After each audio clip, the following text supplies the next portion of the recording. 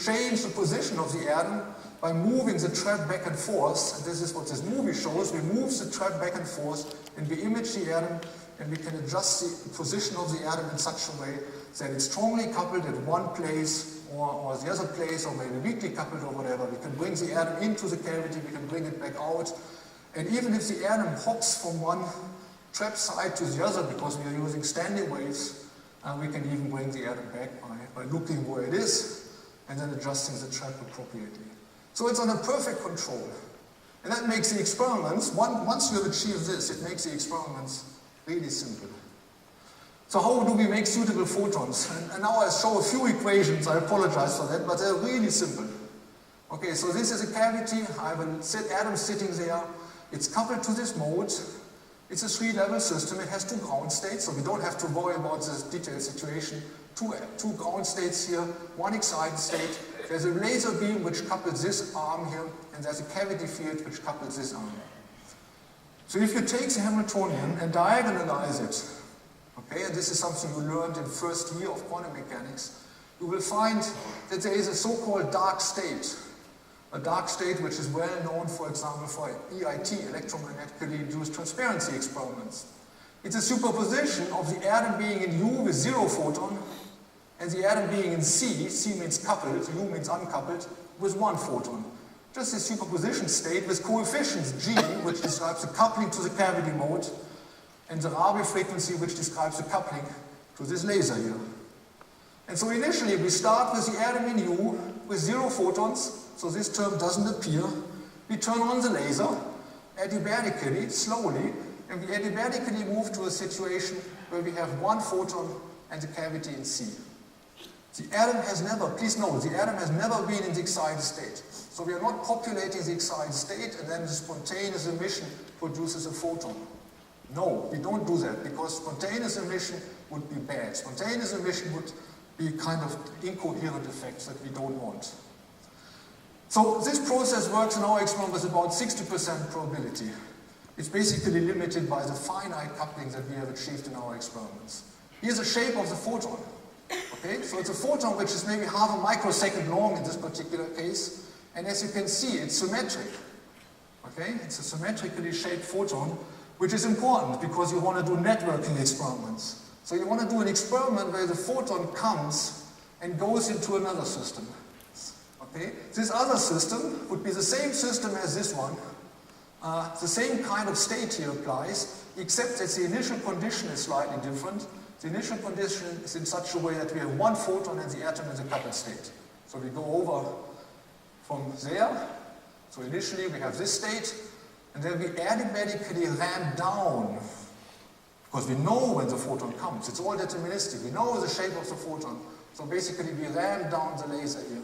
We ramp it down, and in this way we make a transition from C1 to U0. In our experiments we can do this with, I don't know, 20–30% probability, which is due to the fact that we only have a finite localization of the atom in our cavity modes. It's not perfectly controlled for this experiment here that I was mentioning. So what kind of experiments then can we do? Well, we have 2 of these systems. There's one system here, there's another system there, there's one atom, there's the other atom sitting in 2 cavities.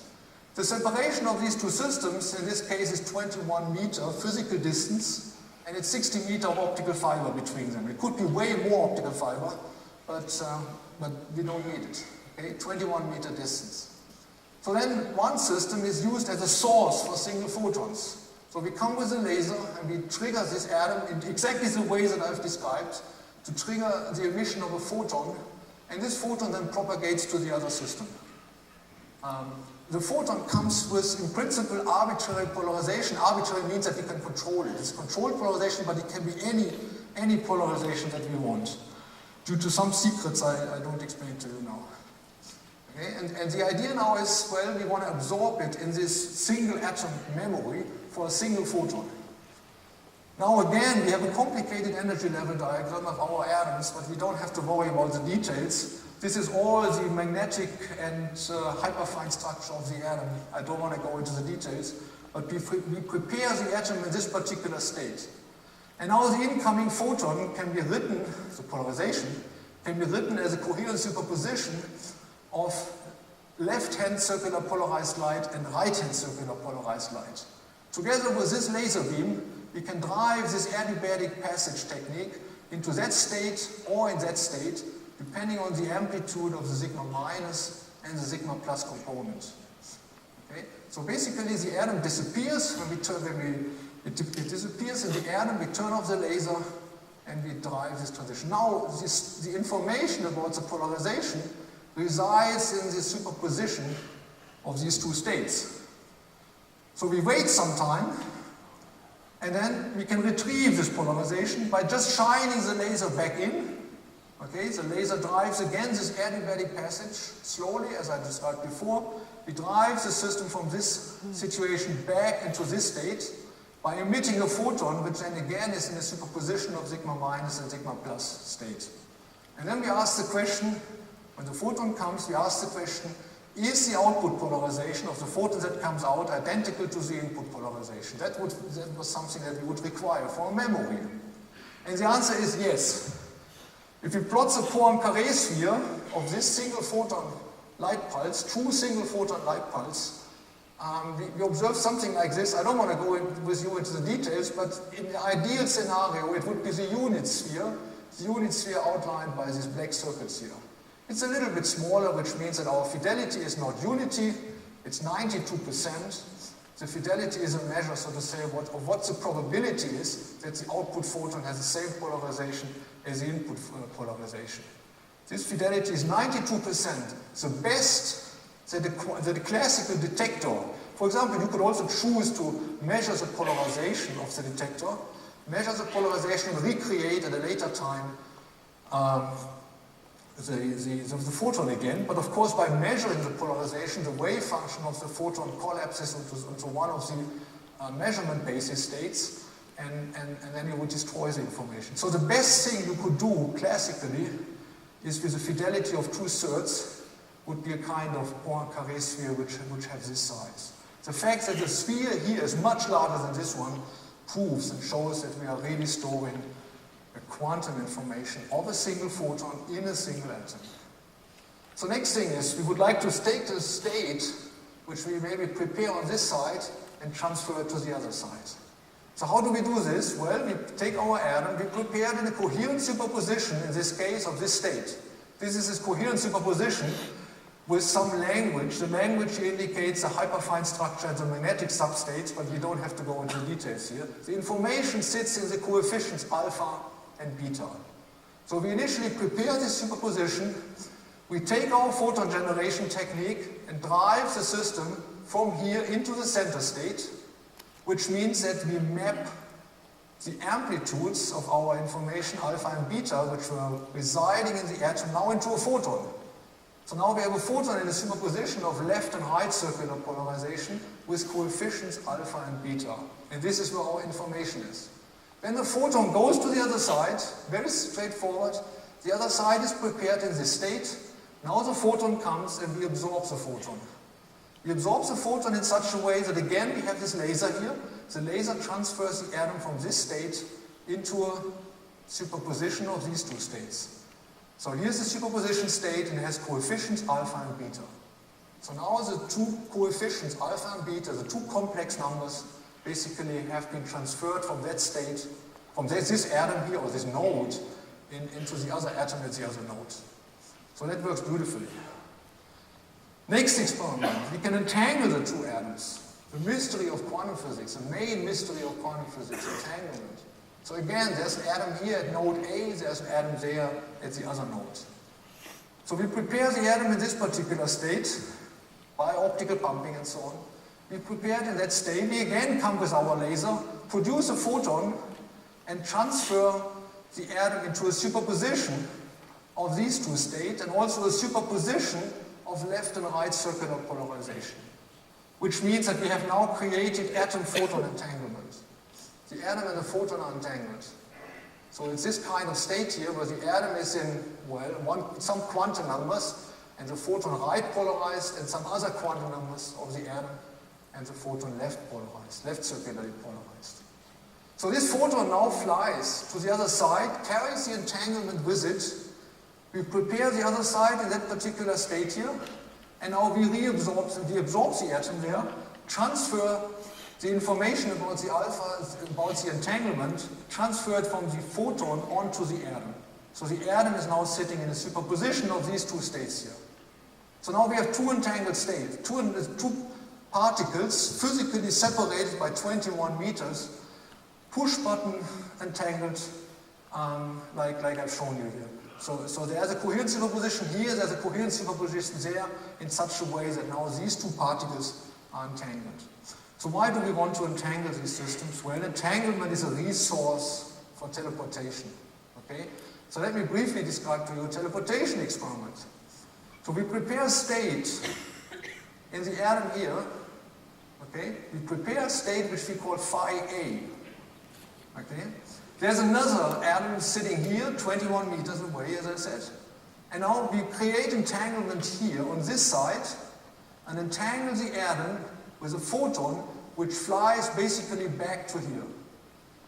It's flying back because the forward direction I call going from left to right.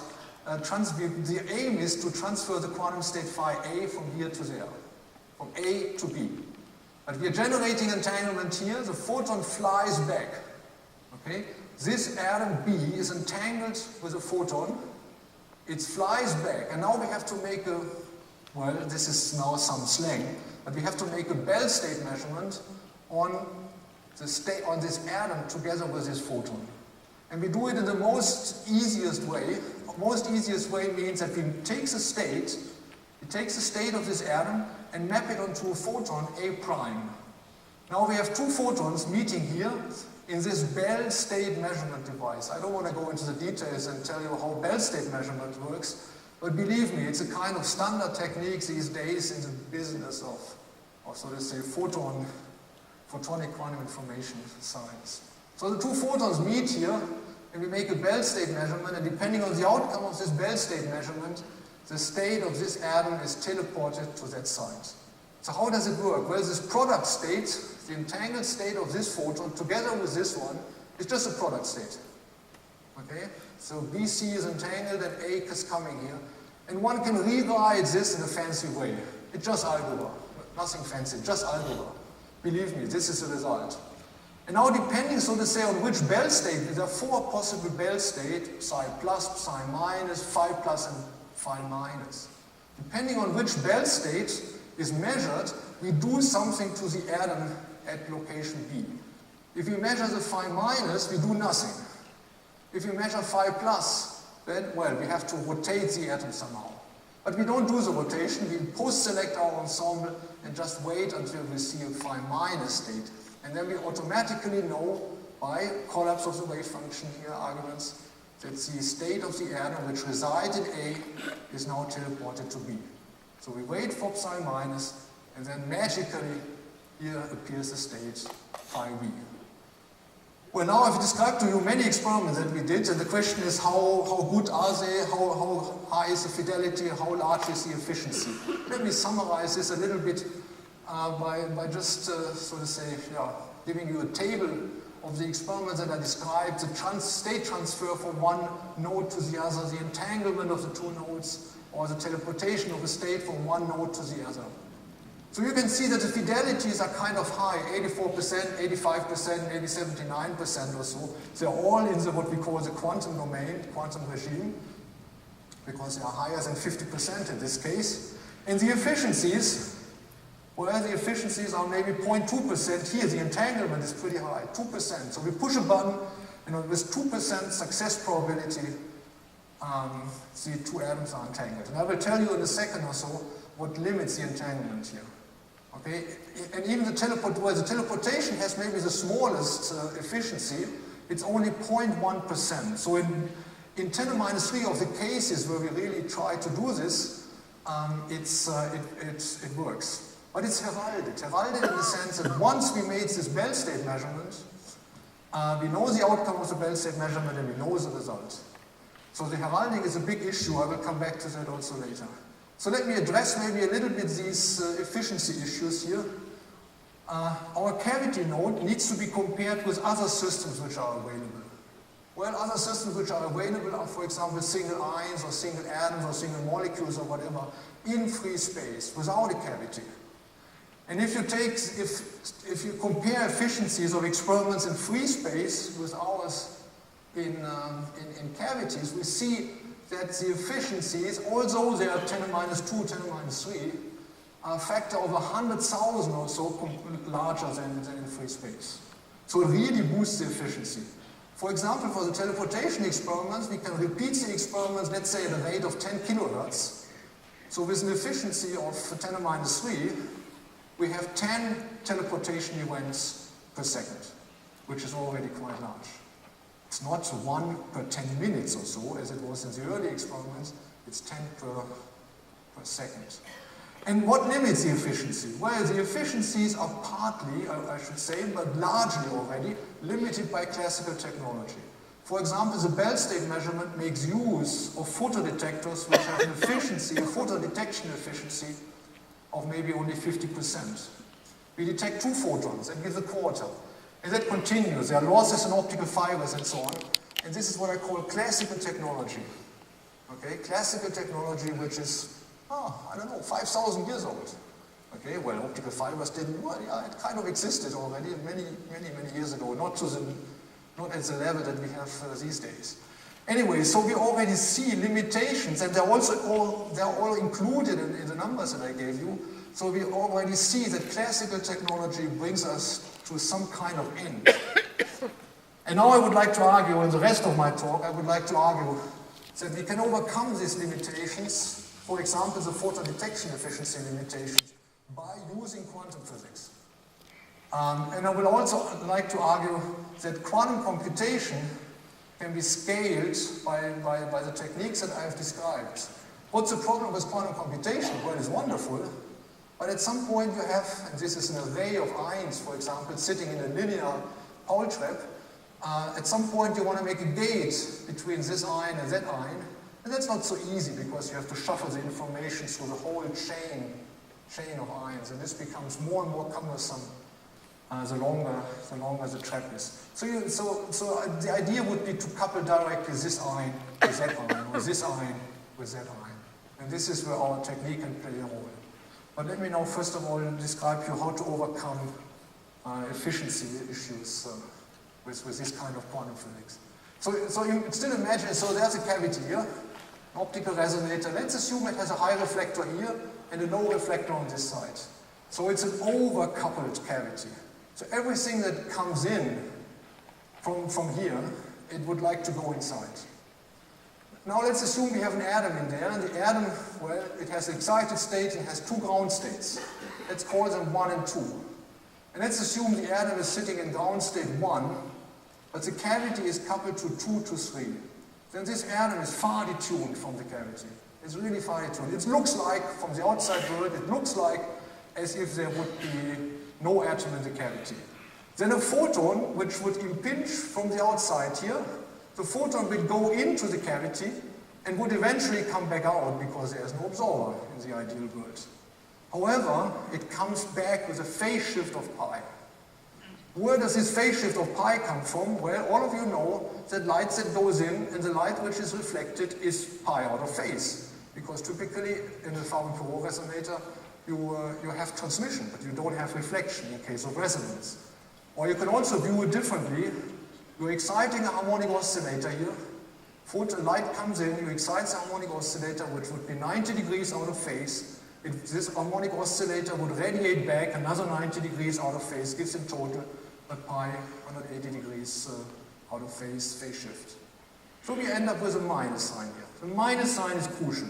Nothing has changed except for the minus sign. So now let's assume the atom is in state 2, in the other state. Then it's coupled to the cavity, and it's kind of a tiny absorber. It's a tiny absorber with a small absorption cross-section. So light will not be able to go inside. Because if you have a cavity, you have an absorber inside, no light can go in. This is typically expressed by the fact that there is a so-called normal mode splitting of 2 coupled oscillators. One is the atom and one is the cavity. 2 coupled oscillators. And there's a normal mode splitting, and we're sitting right in the middle of this normal mode splitting. So we cannot excite the system. It's impossible for the photon to go in, So now the photon is coming in and it's immediately reflected from the front mirror. And that means there's no phase shift.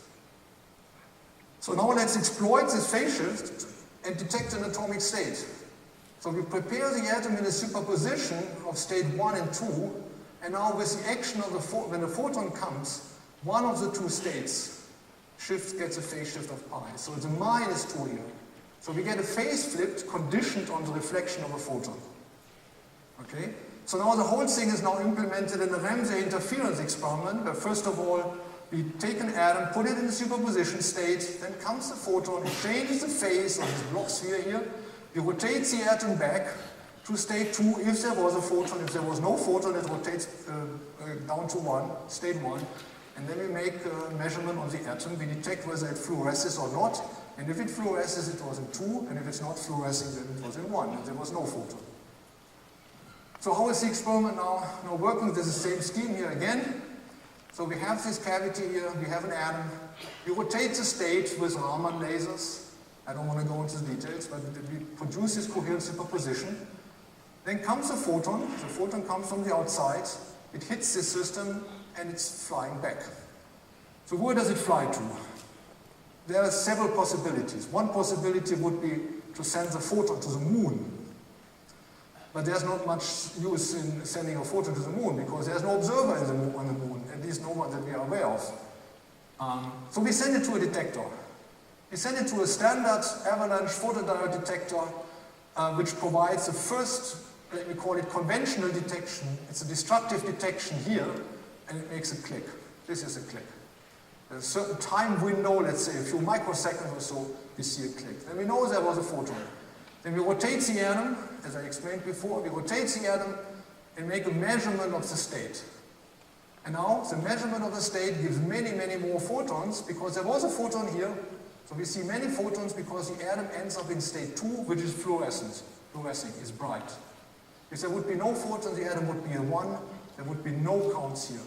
This provides our second, I call it non-destructive detection, because a photon, well, is flying to the moon. If we would want. So let me give you a few numbers to show to you how it works. Well, we are testing this with attenuated laser pulses, highly attenuated laser pulses, with on average something like 10% probability of having a photon in the pulse. Okay, 90% probability the photon number is 0. Then when we look at the atom,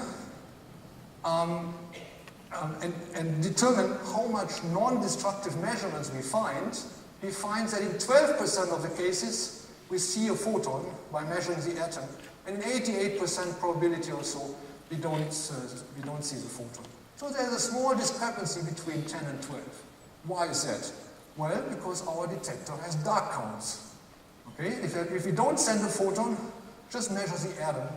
There are some infidelities that we have when we prepare the atom in an initial state or when we rotate the atom, and this is what makes in the end dark counts. Dark counts meaning that maybe in 3% of the cases when there was no photon coming, we believe that there was a photon. Okay, so 3% is kind of dark counts. But we can also make a conditional measurement in the sense that, well, we detect the photon that we send in by our photo avalanche detector, and then we can ask, well, if this is triggered, what's the probability of seeing a photon when we measure the atom? Well, this conditional probability is 82%, and maybe 18% is doing wrong. But again, 82%. It's a post-selected experiment. We don't want to be post-selected in the end. So if you look carefully at all the numbers, and I don't want to bother you with all the details, but if you look carefully at the numbers, we have an unconditional detection efficiency of 74%. Okay, so our detector is way better than the avalanche photodiodes, which have 50% or so it's 74%. What are the limitations? The main limitation of that is the mode matching. The photon that comes into our cavity needs to be mode matched with this nice Gaussian mode cavity. But still, we are not able to do it better than, let's say, 92% or so. This is our main limitation on this here. In principle, we could set up several detectors, one in a row, and have a concatenated efficiency of 87% with already 2 or 3 detectors, limited by losses. In our experiments, the survival probability is 66%. Okay, so this is the shape of the photon. It comes in as a pulse. It's 1 microsecond long in our case, before and after. And you see there is no change. So it's really a kind of QND, quantum non-demolition detection of a single photon. Well, let me come in the concluding 3 minutes or so. Let me tell you a little bit about, so to say, how we can extend these ideas to qubits, to quantum computing. Okay? For quantum computing, we need now superposition states. So far, the QND detection of the photon was used one certain polarization of the photon. Now we are using qubits, the photonic qubits, left and right circular polarization. Again, this is an energy level, the full energy level scheme of our atom that we use, rubidium by the way. But it doesn't matter, the details don't matter. We have these 2 states we already talked about, but now we have different coupling probabilities or coupling efficiencies. The photon can be left circularly polarized or left or right, and so we have qubits now. If I plot down, so to say, a truth table, a kind of quantum truth table for this, I would see that if the atom is in down A, which is this one here, the atom, and the photon is in down P, it has this transition, which is not coupled, because there's nothing up there. Not coupled means the photon goes into the cavity, acquires a minus pi phase shift, and comes back out. This is a minus sign. Same here, except there. It's on this transition. So this transition, which we made use of before, so this transition where there's a plus sign, because now the atom blocks the photon from entering the cavity. Yeah. So there's a plus sign. So that's what is called a phase gate. Some of you might be more familiar with the controlled NOT gate. Both gates, the phase gate and the controlled NOT gate, are universal quantum gates. They can be transformed into one in another by just rotating the bases. Okay? The rotating bases can, for example, not the circular polarization basis, but I can rotate to what we call an X basis, which is linear polarization. So basically, it's a superposition of the photon state into up and down, and so on. So if you work out the details for this kind of truth table, it looks like this. And then you can easily see that the atom, if the atom is in the atom is in state up, arrow pointing up, it flips the linear polarization. Okay, it flips the linear polarization of the photon. X down goes into X up of the photon, or X up goes into down. And nothing happens here except for this phase shift here, which is a trivial thing in this scenario. Okay, so you can view it either as a phase gate or as a NOT gate, this is all details. And this is, so to say, the experimental data that nicely, where you can nicely see, this is all the input states one can generate, where you can nicely see if the atom is in up state, it flips the linear polarization from up to down. The full coherence, you can see there are empty blanks here. The full coherence can be observed when we go also for coherent superposition of the atom. Okay? So we now prepare an atom in a coherent superposition. We take, so to say, this as an input state. The atom is prepared in a coherent superposition in my X basis, which is some direction. And the photon is prepared in the X basis. And they come together, the photon comes, does something, and flies back. And what it does, I've explained to you. It just reflected or not reflected, acquiring a phase or not. And that what is produced is an entangled state. Very, very simple. There's an atom in the superposition state, there's a photon coming, they just bounce off each other, and that's it. And we get an entangled state. No tricky protocol or whatever.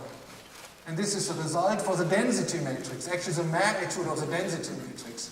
So our gate turns the product state into an entangled Bell state.